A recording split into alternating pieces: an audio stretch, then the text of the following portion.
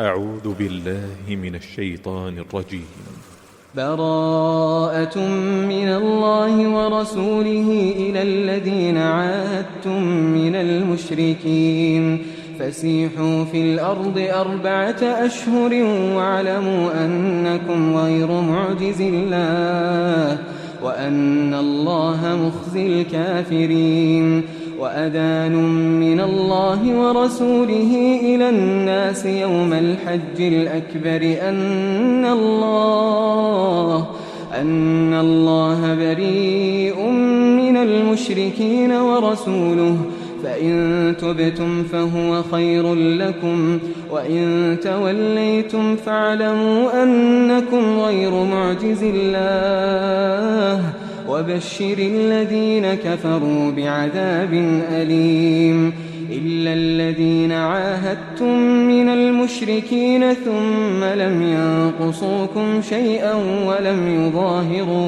ولم يظاهروا عليكم أحدا فأتموا إليهم عهدهم إلى مدتهم إن الله يحب المتقين. فإذا انسلخ الأشهر الحرم فاقتلوا المشركين حيث وجدتموهم وخذوهم واحصروهم واقعدوا لهم كل مرصد.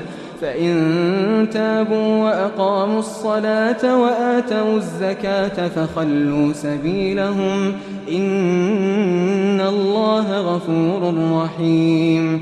وإن أحد من المشركين استجارك فأجره حتى يسمع كلام الله ثم أبلغه مأمنه ذلك بأنهم قوم لا يعلمون.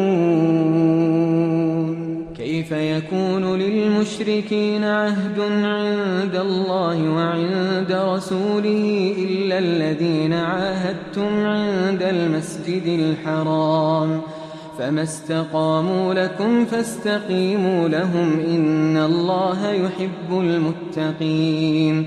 كيف وإن يظهروا عليكم لا يرقبوا فيكم إلا ولا ذمة يرضونكم بأفواههم وتأبى قلوبهم وأكثرهم فاسقون.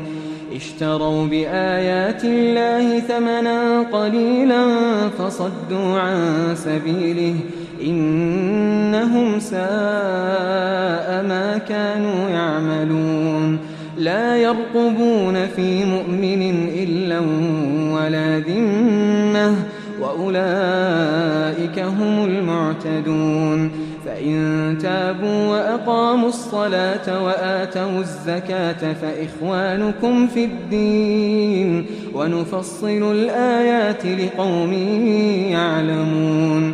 وإن نكثوا أيمانهم من بعد عهدهم وطعنوا في دينكم فقاتلوا أئمة الكفر إنهم لا أيمان لهم لعلهم ينتهون.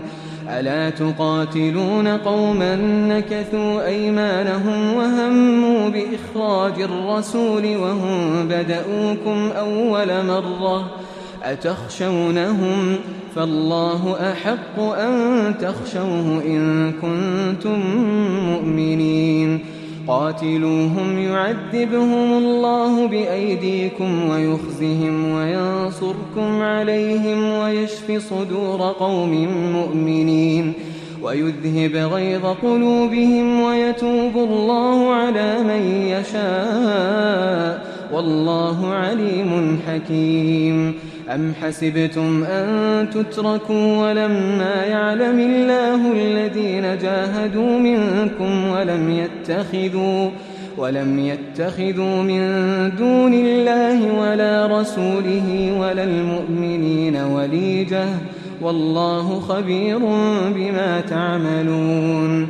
ما كان للمشركين أن يعمروا مساجد الله شاهدين على أنفسهم بالكفر أولئك حبطت أعمالهم وفي النار هم خالدون. إنما يعمر مساجد الله من آمن بالله واليوم الآخر وأقام الصلاة وآتى الزكاة ولم يخش إلا الله فعسى أولئك أن يكونوا من المهتدين. أجعلتم سقاية الحاج وعمارة المسجد الحرام كمن آمن بالله واليوم الآخر وجاهد في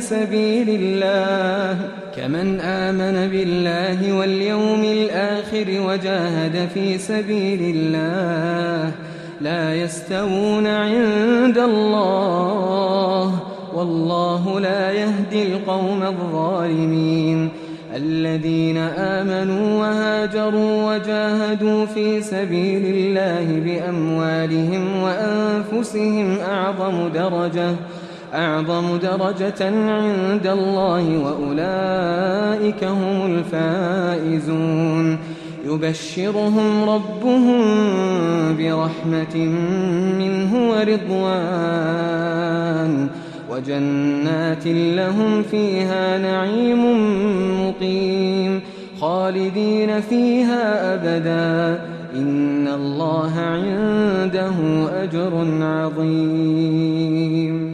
يا أيها الذين آمنوا لا تتخذوا آباءكم وإخوانكم أولياء إن استحبوا الكفر على الإيمان ومن يتولهم منكم فأولئك هم الظالمون. قل إن كان آباؤكم وأبناؤكم وإخوانكم وأزواجكم وعشيرتكم وأموال اقترفتموها وتجارة تخشون كسادها ومساكن ترضونها أحب إليكم من الله ورسوله وجهاد في سبيله فتربصوا حتى يأتي الله بأمره والله لا يهدي القوم الفاسقين. لقد نصركم الله في مواطن كثيرة ويوم حنين إذ أعجبتكم كثرتكم فلم تغن عنكم شيئا وضاقت عليكم الأرض بما رحبت ثم وليتم مدبرين. ثم أنزل الله سكينته على رسوله وعلى المؤمنين وأنزل جنودا لم تروها وعذب الذين كفروا وذلك جزاء الكافرين. ثم يتوب الله من بعد ذلك على من يشاء والله غفور رحيم. يا أيها الذين آمنوا إنما المشركون نجس فلا يقربوا المسجد الحرام بعد عامهم هذا وإن خفتم عيلة فسوف يغنيكم الله من فضله إن شاء إن الله عليم حكيم. قاتلوا الذين لا يؤمنون بالله ولا باليوم الآخر ولا يحرمون ما حرم الله ورسوله ولا يدينون دين الحق من الذين أوتوا الكتاب حتى يعطوا الجزية عن يد وهم صاغرون. وقالت اليهود عزير ابن الله وقالت النصارى المسيح ابن الله ذلك قولهم بأفواههم يضاهئون قول الذين كفروا من قبل قاتلهم الله أنى يؤفكون. اتخذوا أحبارهم ورهبانهم أربابا من دون الله والمسيح ابن مريم وما أمروا إلا ليعبدوا إلها واحدا لا إله إلا هو سبحانه عما يشركون يريدون أن يطفئوا نور الله بأفواههم ويأبى الله إلا أن يتم نوره ولو كره الكافرون هو الذي أرسل رسوله بالهدى ودين الحق ليظهره على الدين كله ولو كره المشركون يا أيها الذين آمنوا إن كثيرا من الأحبار والرهبان ليأكلون أموال الناس بالباطل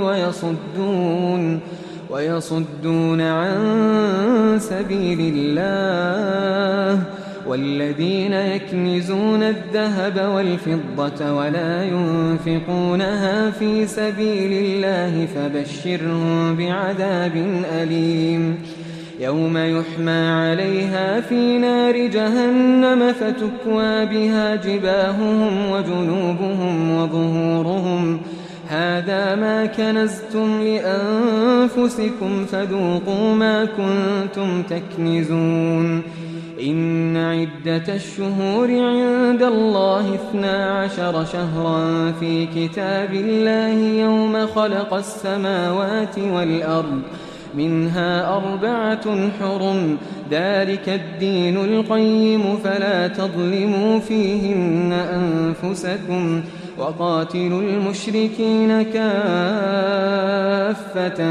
كما يقاتلونكم كافة واعلموا أن الله مع المتقين إنما النسيء زيادة في الكفر يضل به الذين كفروا يحلونه عاما ويحرمونه عاما ليواطئوا عدة ما حرم الله فيحلوا ما حرم الله زين لهم سوء أعمالهم والله لا يهدي القوم الكافرين يا أيها الذين آمنوا ما لكم إذا قيل لكم انفروا في سبيل الله اثاقلتم إلى الأرض أرضيتم بالحياة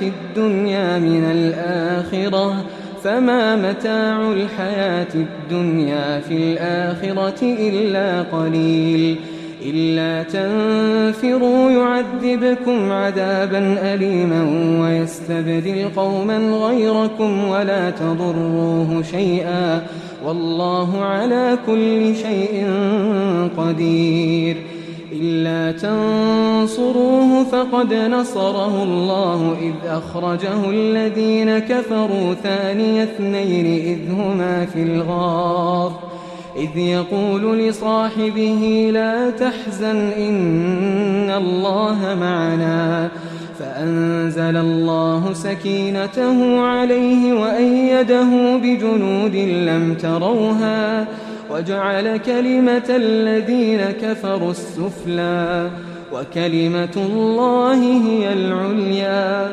والله عزيز حكيم انفروا خفافا وثقالا وجاهدوا بأموالكم وأنفسكم في سبيل الله ذلكم خير لكم إن كنتم تعلمون لو كان عرضا قريبا وسفرا قاصدا لاتبعوك ولكن بعدت عليهم الشقة وسيحلفون بالله لو استطعنا لخرجنا معكم يهلكون أنفسهم والله يعلم إنهم لكاذبون عفى الله عنك لم أذنت لهم حتى يتبين لك الذين صدقوا وتعلم الكاذبين لا يستأذنك الذين يؤمنون بالله واليوم الآخر أن يجاهدوا بأموالهم وأنفسهم والله عليم بالمتقين. إنما يستأذنك الذين لا يؤمنون بالله واليوم الآخر وارتابت قلوبهم فهم في ريبهم يترددون. ولو أرادوا الخروج لأعدوا له عدة ولكن كره الله بعاثهم فثبطهم وقيل اقعدوا مع القاعدين. لو خرجوا فيكم ما زادوكم إلا خبالا ولأوضعوا خلالكم يبغونكم الفتنة وفيكم سماعون لهم والله عليم بالظالمين. لقد ابتغوا الفتنة من قبل وقلبوا لك الأمور حتى جاء الحق وظهر أمر الله وهم كارهون. ومنهم من يقول ائذن لي ولا تفتني ألا في الفتنة سقطوا وإن جهنم لمحيطة بالكافرين. إن تصبك حسنة تسؤهم وإن تصبك مصيبة يقولوا قد أخذنا أمرنا من قبل ويتولوا وهم فرحون. قل لن يصيبنا إلا ما كتب الله لنا هو مولانا وعلى الله فليتوكل المؤمنون. قل هل تربصون بنا إلا إحدى الحسنيين ونحن نتربص بكم أن يصيبكم الله بعذاب من عنده أو بأيدينا فتربصوا إنا معكم متربصون. قل أنفقوا طوعا أو كرها لن يتقبل منكم إنكم كنتم قوما فاسقين. وما منعهم أن تقبل منهم نفقاتهم إلا أنهم كفروا بالله وبرسوله ولا يأتون الصلاة إلا وهم كسالى ولا ينفقون إلا وهم كارهون. فلا تعجبك أموالهم ولا أولادهم إنما يريد الله ليعذبهم بها في الحياة الدنيا وتزهق أنفسهم وهم كافرون. ويحلفون بالله إنهم لمنكم وما هم منكم ولكنهم قوم يفرقون. لو يجدون ملجأ أو مغارات أو مدخلا لولوا إليه وهم يجمحون. ومنهم من يلمزك في الصدقات فإن أعطوا منها رضوا وإن لم يعطوا منها إذا هم يسخطون.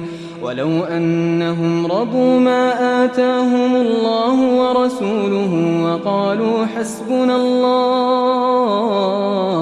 وقالوا حسبنا الله سيؤتينا الله من فضله ورسوله إنا إلى الله راغبون.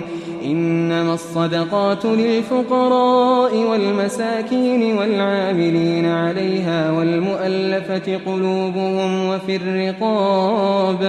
وفي الرقاب والغارمين وفي سبيل الله وابن السبيل فريضة من الله والله عليم حكيم. ومنهم الذين يؤذون النبي ويقولون هو أذن قل أذن خير لكم يؤمن بالله ويؤمن للمؤمنين ورحمة للذين آمنوا منكم والذين يؤذون رسول الله لهم عذاب أليم. يحلفون بالله لكم ليرضوكم والله ورسوله أحق أن يرضوه إن كانوا مؤمنين. ألم يعلموا أنه من يحادد الله ورسوله فأن له نار جهنم خالدا فيها ذلك الخزي العظيم. يحذر المنافقون أن تنزل عليهم سورة تنبئهم بما في قلوبهم قل استهزئوا إن الله مخرج ما تحذرون ولئن سألتهم ليقولن إنما كنا نخوض ونلعب قل أبالله وآياته ورسوله كنتم تستهزئون لا تعتذروا قد كفرتم بعد إيمانكم إن نعف عن طائفة منكم نعذب طائفة بأنهم كانوا مجرمين. المنافقون والمنافقات بعضهم من بعض يأمرون بالمنكر وينهون عن المعروف ويقبضون أيديهم نسوا الله فنسيهم إن المنافقين هم الفاسقون. وعد الله المنافقين والمنافقات والكفار نار جهنم خالدين فيها هي حسبهم ولعنهم الله ولهم عذاب مقيم. كالذين من قبلكم كانوا أشد منكم قوة وأكثر أموالا وأولادا فاستمتعوا بخلاقهم فاستمتعتم بخلاقكم كما استمتع الذين من قبلكم بخلاقهم وخضتم كالذي خاضوا أولئك حبطت أعمالهم في الدنيا والآخرة وأولئك هم الخاسرون. ألم يأتهم نبأ الذين من قبلهم قوم نوح وعاد وثمود وقوم إبراهيم وأصحاب مدين والمؤتفكات أتتهم رسلهم بالبينات فما كان الله ليظلمهم ولكن كانوا أنفسهم يظلمون. والمؤمنون والمؤمنات بعضهم أولياء بعض يأمرون بالمعروف وينهون عن المنكر ويقيمون الصلاة ويؤتون الزكاة ويطيعون الله ورسوله أولئك سيرحمهم الله إن الله عزيز حكيم. وعد الله المؤمنين والمؤمنات جنات تجري من تحتها الأنهار خالدين فيها ومساكن طيبة في جنات عدن ورضوان من الله أكبر ذلك هو الفوز العظيم. يا أيها النبي جاهد الكفار والمنافقين واغلظ عليهم ومأواهم جهنم وبئس المصير.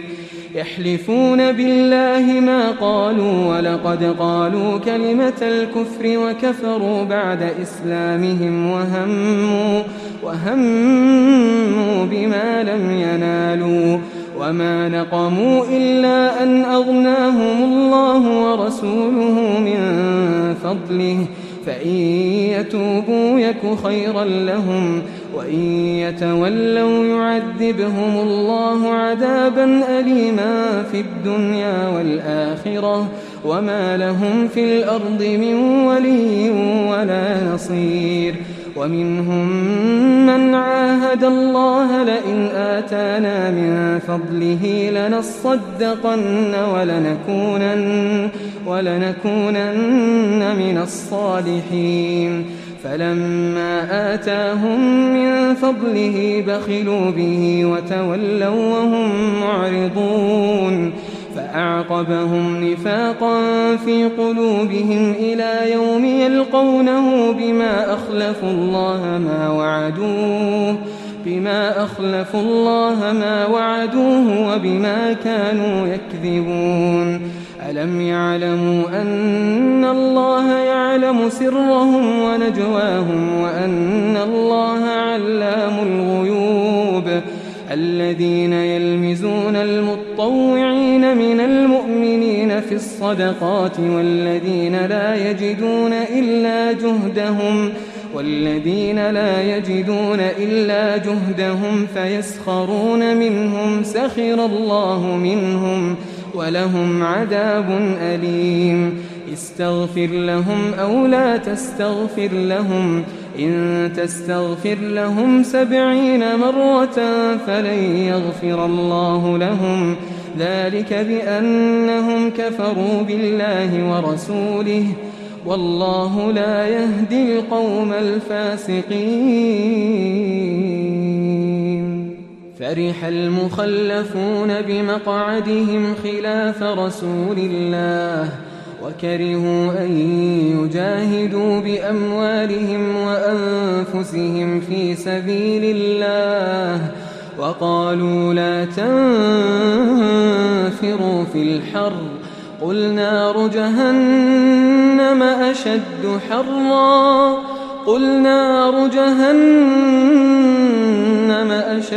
حرا لو كانوا يفقهون فليضحكوا قليلا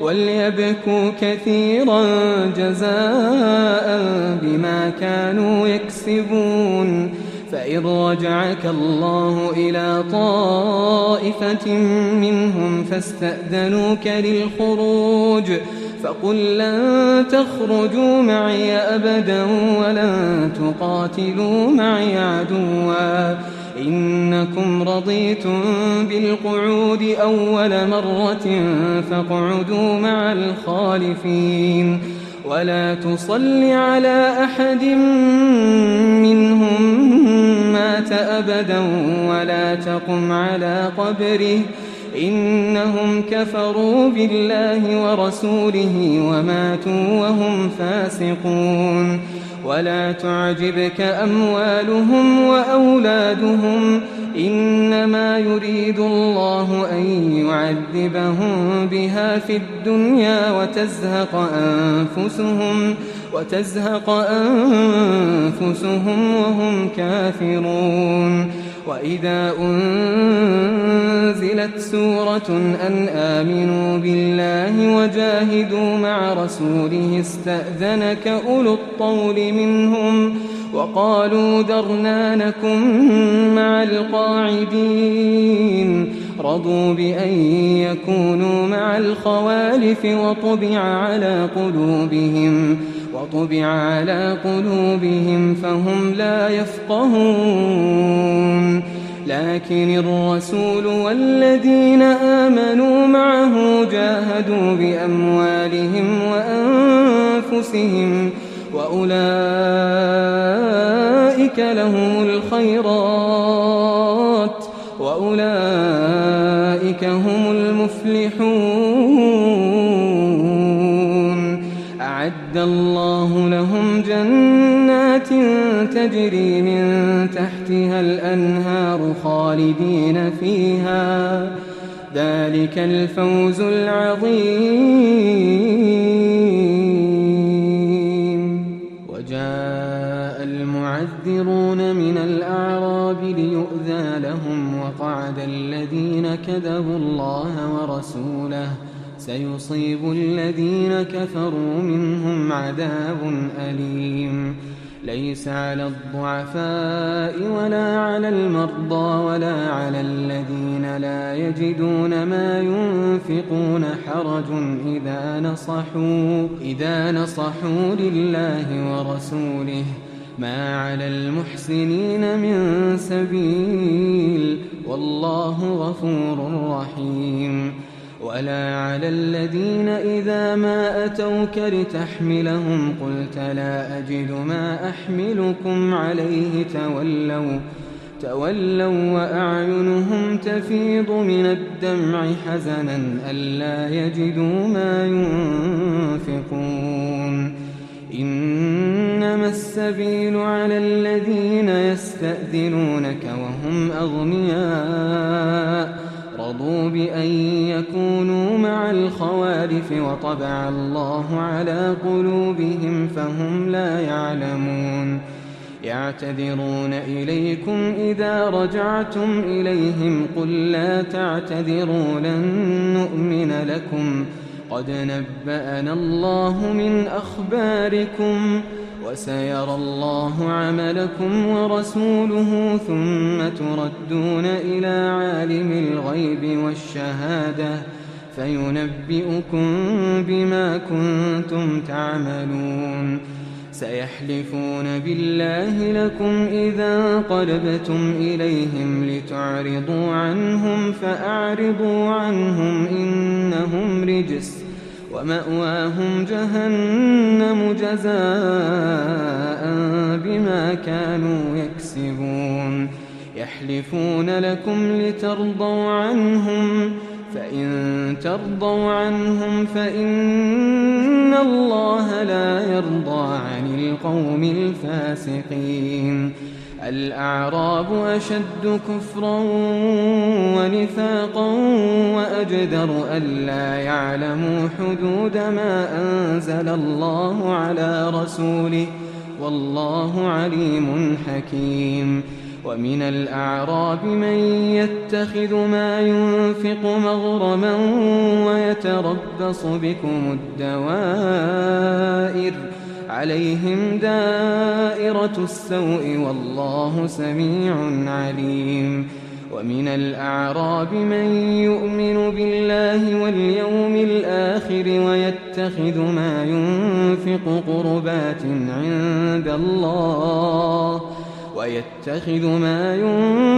قربات عند الله وصلوات الرسول ألا إنها قربة لهم سيدخلهم الله في رحمته إن الله غفور رحيم.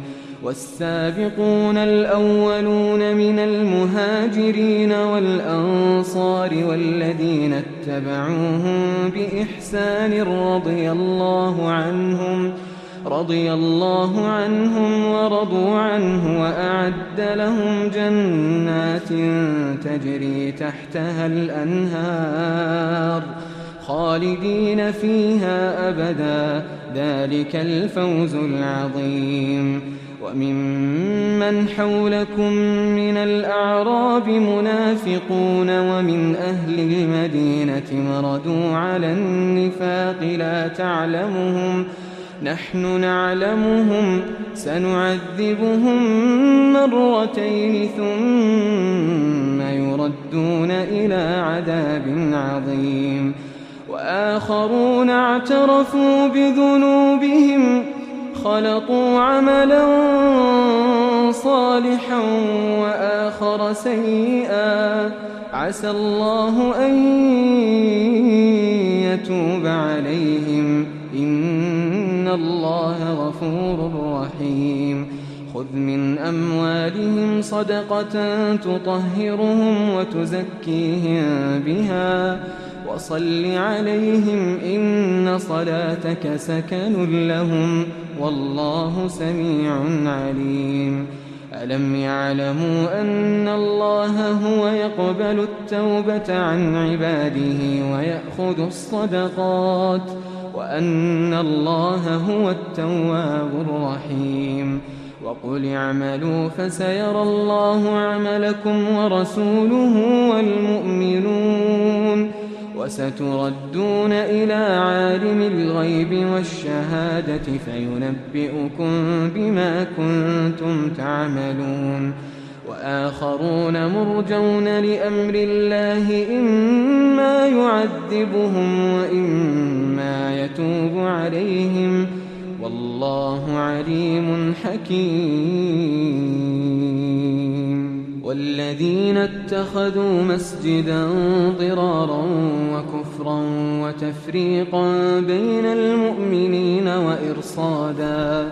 وإرصادا لمن حارب الله ورسوله من قبل وليحلفن إن أردنا إلا الحسنى والله يشهد إنهم لكاذبون لا تقم فيه أبدا لمسجد أسس على التقوى من أول يوم أحق أن تقوم فيه رجال يحبون أن يتطهروا والله يحب المطهرين أفمن أسس بنيانه على تقوى من الله ورضوان خير أم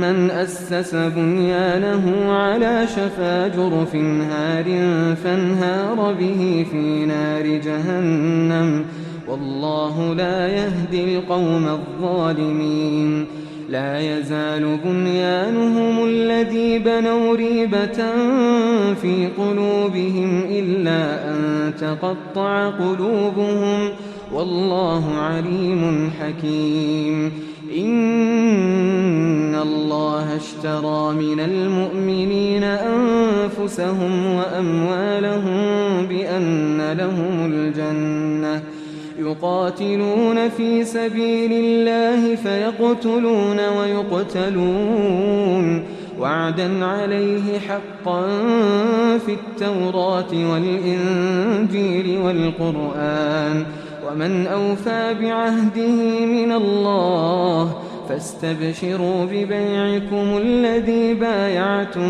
به وذلك هو الفوز العظيم التائبون العابدون الحامدون السائحون الراكعون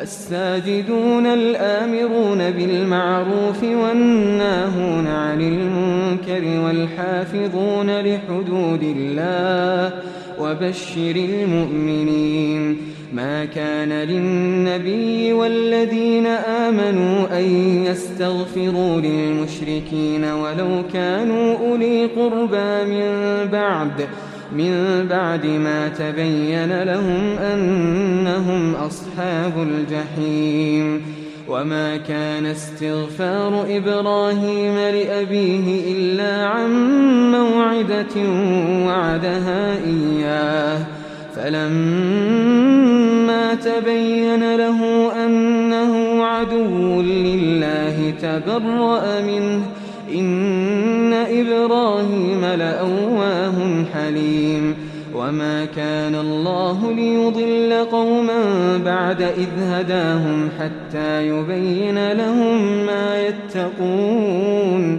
إن الله بكل شيء عليم إن الله له ملك السماوات والأرض يحيي ويميت وما لكم من دون الله من ولي ولا نصير لقد تاب الله على النبي والمهاجرين والأنصار الذين اتبعوه في ساعة العسرة من بعد ما كاد يزيغ قلوب فريق منهم ثم تاب عليهم إنه بهم رءوف رحيم وعلى الثلاثة الذين خلفوا حتى إذا ضاقت عليهم الأرض بما رحبت وضاقت عليهم أنفسهم وظنوا أن لا ملجأ من الله إلا إليه ثم تاب عليهم ليتوبوا إن الله هو التواب الرحيم واتقوا الله وكونوا مع الصادقين. ما كان لأهل المدينة ومن حولهم من الأعراب أن يتخلفوا عن رسول الله ولا يرغبوا بأنفسهم عن نفسه، ذلك بأنهم لا يصيبهم ظمأ ولا نصب ولا مخمصة في سبيل الله ولا يطؤون موطئا يغيظ الكفار ولا ينالون من عدو نيلا إلا كتب لهم به عمل صالح، إن الله لا يضيع أجر المحسنين. ولا ينفقون نفقة صغيرة ولا كبيرة ولا يقطعون واديا إلا كتب لهم ليجزيهم الله أحسن ما كانوا يعملون. وما كان المؤمنون لينفروا كافة، فلولا نفر من كل فرقة منهم طائفة ليتفقهوا في الدين ولينذروا قومهم إذا رجعوا إليهم لعلهم يحذرون. يا أيها الذين آمنوا قاتلوا الذين يلونكم من الكفار وليجدوا فيكم غلظة واعلموا أن الله مع المتقين. وإذا ما أنزلت سورة فمنهم من يقول أيكم زادته هذه إيمانا، فأما الذين آمنوا فزادتهم إيمانا وهم يستبشرون. وأما الذين في قلوبهم مرض فزادتهم رجسا إلى رجسهم وماتوا وهم كافرون. أولا يرون أنهم يفتنون في كل عام مرة أو مرتين ثم لا يتوبون ولا هم يذكرون. وإذا ما أنزلت سورة نظر بعضهم إلى بعض هل يراكم من أحد ثم انصرفوا، صرف الله قلوبهم بأنهم قوم لا يفقهون.